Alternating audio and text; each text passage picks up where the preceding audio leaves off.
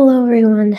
Thank you for joining me. So, today I'm going to be starting kind of I guess you could call it a series. I'm going to try to keep it ongoing, but this is going to be talking about books and movie adaptations. It's going to be talking about, um, books that I've read, movies I've watched. We're going to mix it in, but we're starting with book and movie adaptations because those are going to be the easiest ones to do because I've already read them, seen them.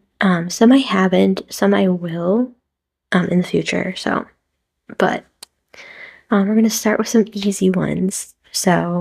Um, the whole concept is to see if one is better. Is it good that they adapted? What are we thinking? So of course, we have to start with the classic, The Chronicles of Narnia. So this is my copy. I don't know where the jacket went. When we moved, I think I threw it out. But look at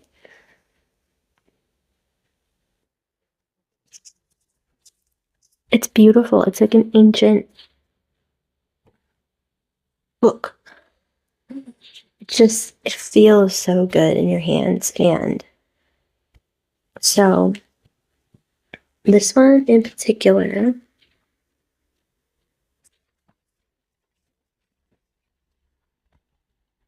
gives you all of the book. 1, 2, 3, 4, 5, 6, 7 books.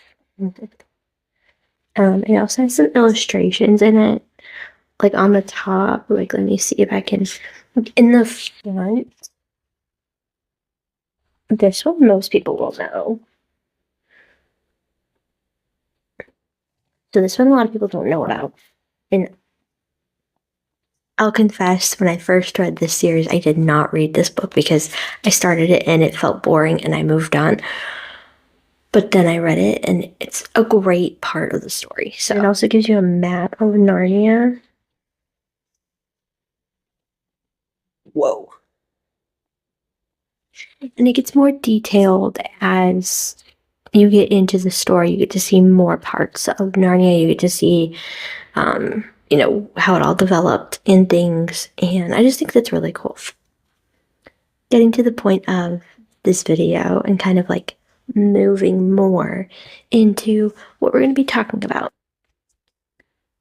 So obviously the book originally came out written by C.S. Lewis. During the wartime, he wrote the story for his kids, and to give kids a good story.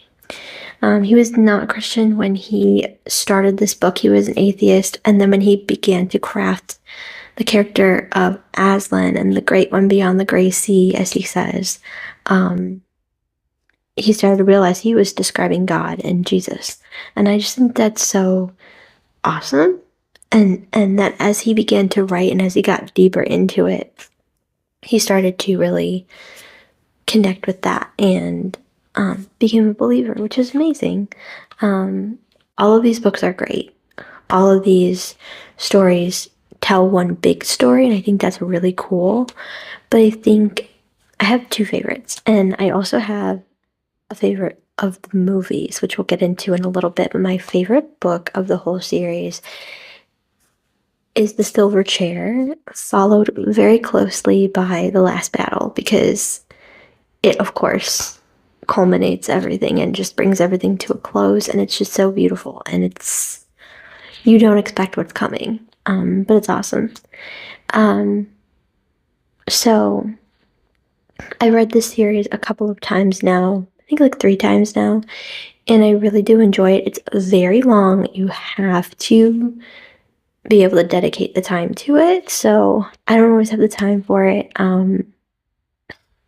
don't really get much time to read anymore. When I do, though, I like to give myself a couple chapters, sit down, get cozy, and it's really, really nice. It is currently snowing, and they're calling for a snowstorm, but I have to work. So today I don't, so I'll probably do a little reading of my book that I'm reading now, which we will get into later. But for this video, I want to then bring it together and kind of give you guys a little bit of my, I guess, story of Narnia.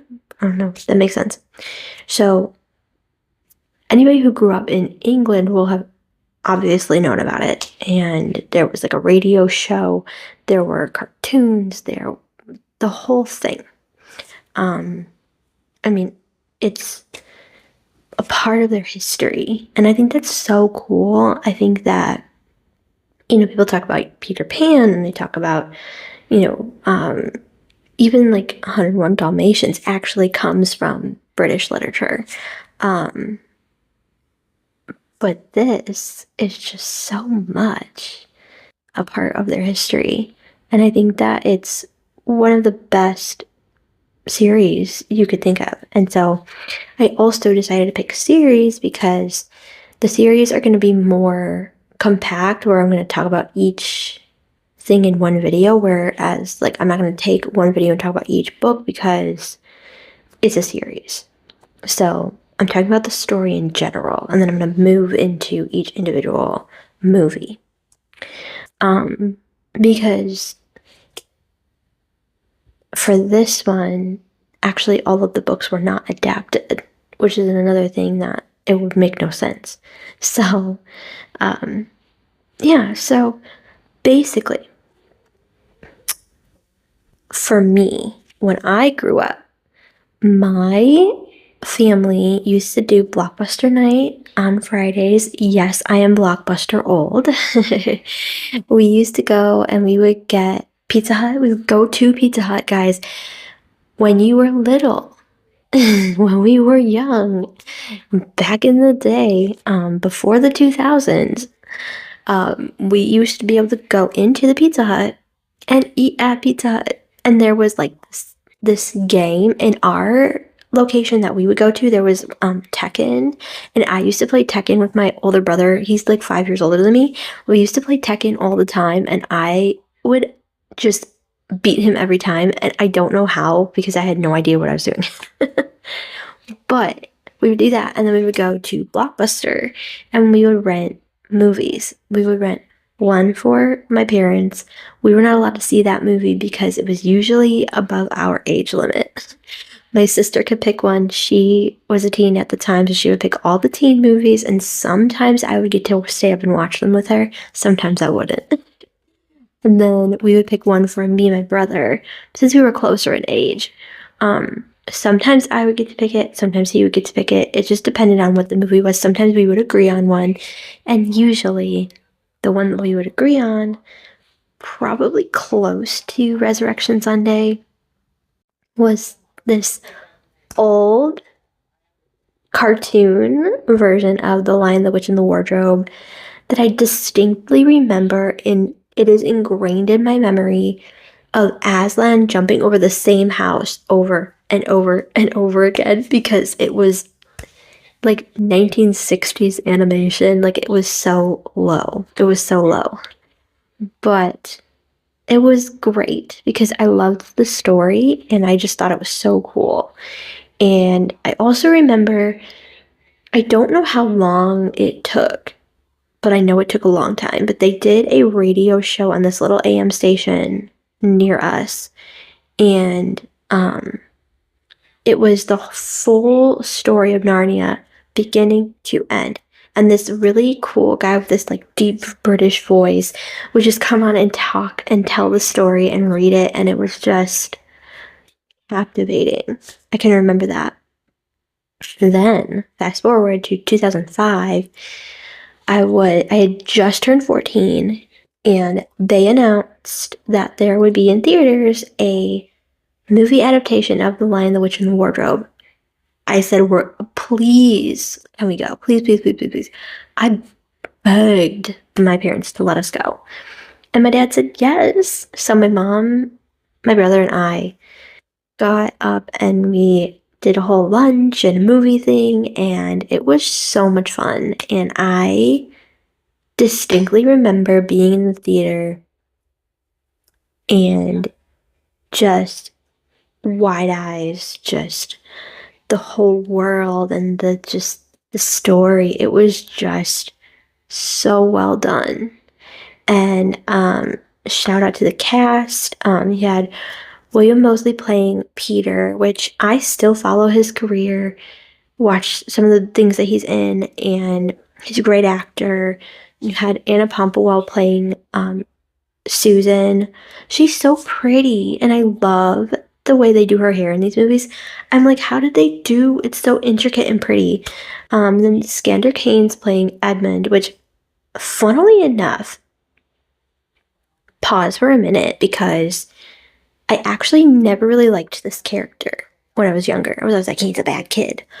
But watching it as a young teen and then growing up and watching each of the movies and then reading the books and watching his story, he actually has become one of my favorite characters. Because you have him in this place where he just wants to grow up, but he can't grow up because he's a kid. But he wants to be like his older brother. But he also wants to play around and have fun and just like, oh. And that gets him in so much trouble. And then he realizes, like, hey, wait, I gotta figure this out. And there's even a moment where he later on is like, look, the last time I got in some trouble. I'm not doing that. And I just think that's so important to the story. And I also think his character growth was so important too. And I love the way that C.S. Lewis wrote that character and how he said that there were things that Aslan said to him that he never told anybody, but he always held on to them. And he would even tell people, like, I won't tell you what he said, but I'll tell you I'll never forget it. And I just think that's so honest and just so real. And I don't know, I love it. And then, like, finaling it out, we have Georgie Henley playing Lucy, which is another one of my favorite characters. I always loved her being the youngest kid and being the one that nobody ever believed. Girl, I see you. Solidarity sister. My siblings would not believe me either if I was like, there's a magical land in the closet. No, they wouldn't. They would laugh at me too. So, I see you, girl. But also her faith and her belief in Narnia and her belief in Aslan and her strength in that. And like, no, I know what I saw. Like, I know this is real and I know what I felt. And I think that really progresses the story even more than the beginning, which we'll get to in a minute. Also follow her career. She's in, side note, a really, really good movie. Very serious, not for kids, but the movie is called Perfect Sisters. I think it's available on Tubi right now for free. If it is, you have to check it out. It is so mind-blowing. It's a true story, guys. This is a true story and heartbreaking, but really well done. And she did an amazing job in this movie. And it's her and Abigail Breslin, and they could not have picked two better girls to play this. It worked out so well. And personally, I never really like movies like this, but it's one that you have to see at least once. And I've seen it like twice, I think, all the way through, and incredible. But anyway, moving forward, let's talk about the adaptations. So in my mind, this is what they should have done. They should have taken all of the books. They should have said, okay, where do we start? We start with the beginning. The beginning, if you don't know, is The Magician's Nephew. That is the story of Diggory and his friend Polly as they see the founding of Narnia by Aslan. Pause there for a moment, because if you didn't read the books, which I hadn't read the books, my brother did, and he was able to tell us all about it. And it was actually kind of cute because he was like, let me tell you, that's not the beginning of the story. And I remember being like, why didn't they make that a movie? And he was like, that's what I'm saying. And also, before we move forward, can we talk about how short these movies are? The first one's 2.5 hours, which is a good chunk. Okay. Second one is only like 2 hours. The last one is 87 minutes. How are you going to make 87 minutes of an amazing movie from a book that could have been another 2.5 hours? Make them all 3 hours, start from the beginning, tell the story. That's in my mind. But I, alas, am not a movie maker, so there could have been other constraints and things. I don't know. But I will say that they adapted each of the books that they did adapt very, very well. So moving forward, they did Prince Caspian, who himself was played by Ben Barnes, which I still follow his career too. And I didn't realize he's such a great singer and guitarist, but he's also an amazing actor. This character, for me in the book, was more boring. Whereas when I see it translated to screen by him, I love the complexities. And I love the fact that they made him more of like true to what the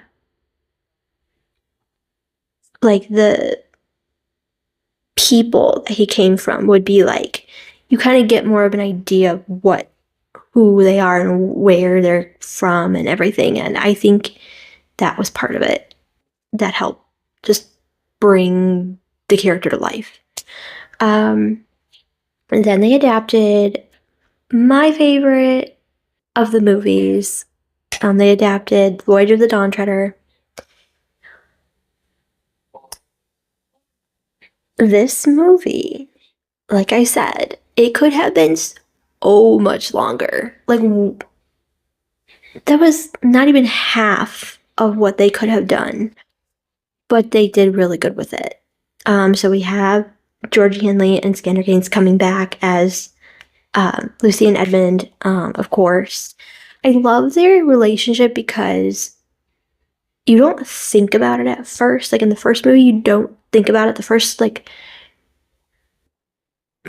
book and a half that they're in it, because they're in The Lion, the Witch, and the Wardrobe, and they're in the end of The Silver Chair, or the Horse and His Boy. They don't really talk about it in the movies, but when you read after The Lion, the Witch, and the Wardrobe, we have The Horse and His Boy, which totally takes you to another part of Narnia. And then he comes to Cair Paravel, the boy in the story. He gets to Cair Paravel, and he doesn't realize that it's what it is. And he comes across Edmund, who is like protective of his sisters, and he, especially Lucy, like he like leave her alone, stop bothering her. You made my older sister cry, and then now you're bothering my little sister. Stop, like leave me alone, like, stop. And the kid's like, I don't know, but he's that kind of a brother. And then you see him in this movie, that's what he becomes. And I think that's one good thing that they did. I love that they have the moments when they're talking about Narnia, because it does say in that book that that was one of the things they liked to do because they missed it so much. But we also have a new character that we introduce, Eustace, the cousin of the Pevensies, and he's played by Will Poulter so very well. I wanted to slap this child, but at the same time, I wanted to scorch his little face, because his character, it's funny because this part of the story I did from the beginning. Like, I looked at that kid and I read this character and I was like, you are not a bad kid. What are we doing? Like, I feel like if Peter would have been there, he would have been like, you're not a bad kid. I see you. You're not a bad kid. Come on with me. Because he was able to really cultivate that in Edmund, and he didn't have the maturity that he gained in Narnia, and now he has that. He probably would have helped a lot.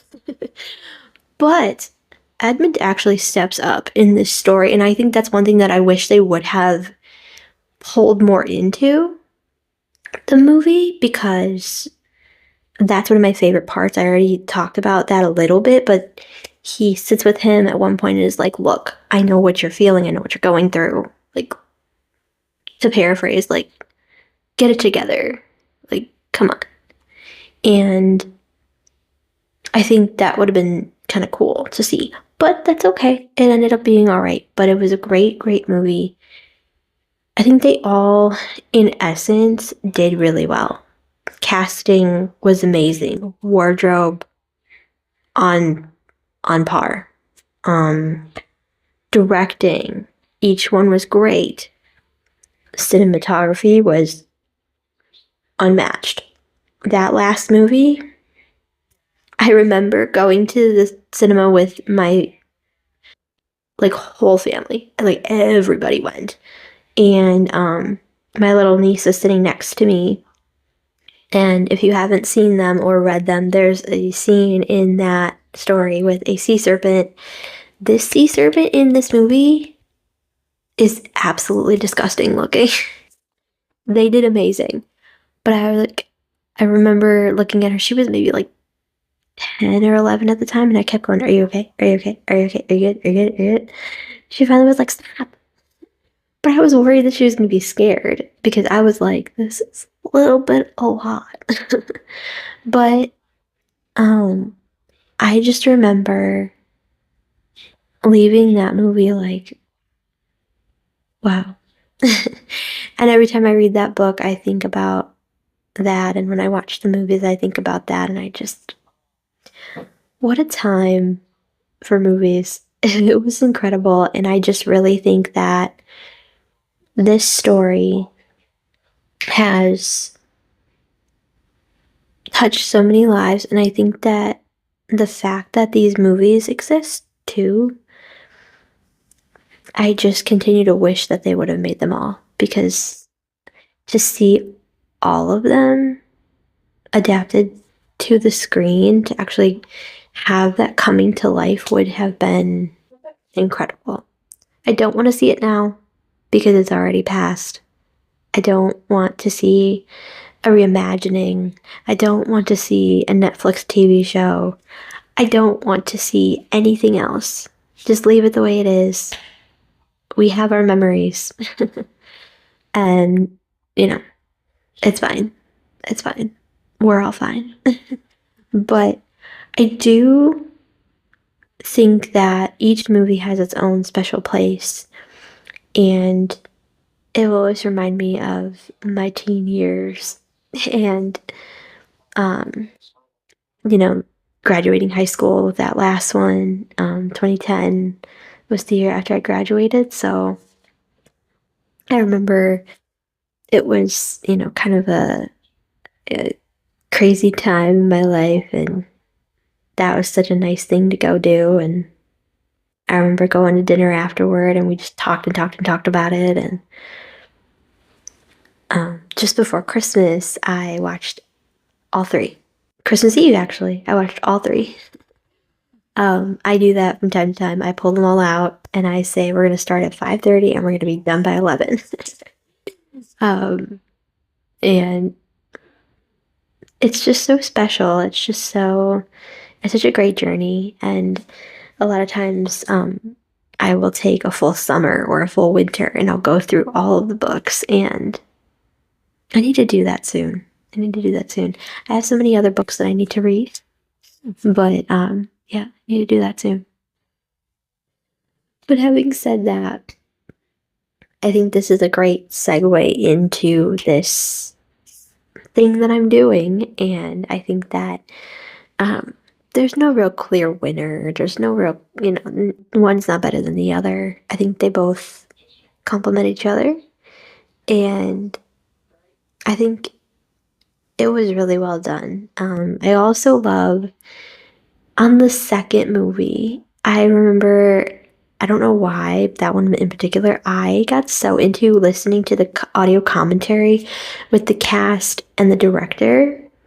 And I loved hearing the behind the scenes things of like how they felt making the movies and how much they loved being together. And I just think that's so special that, here's this group of kids that got to grow up together and do such a great story. And, being that they are from the place where the story comes from, you hear them each talk about the history of it and how much they love it and how much they remember hearing about it when they grew up. And I think that's really special. Like, how cool to be a part of your own culture's history and to represent that. I don't know, that's just so cool. So, I don't know if they'll ever see this video. Like I said before, I don't know how that happens. Like, did you ever see, like, when people randomly, like, they say something about, like, a movie star or a singer or whatever, and, like, they see it, and then they're like, shout out, and I'm like,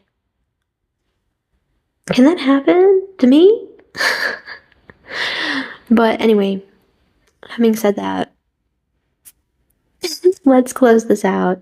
Thank you guys so much for tuning in. Please continue to tune in because I'm going to keep doing this. I'm going to try to find slots where I can film these because I have so many, because I love reading and I have read so many different books and seen so many different movies.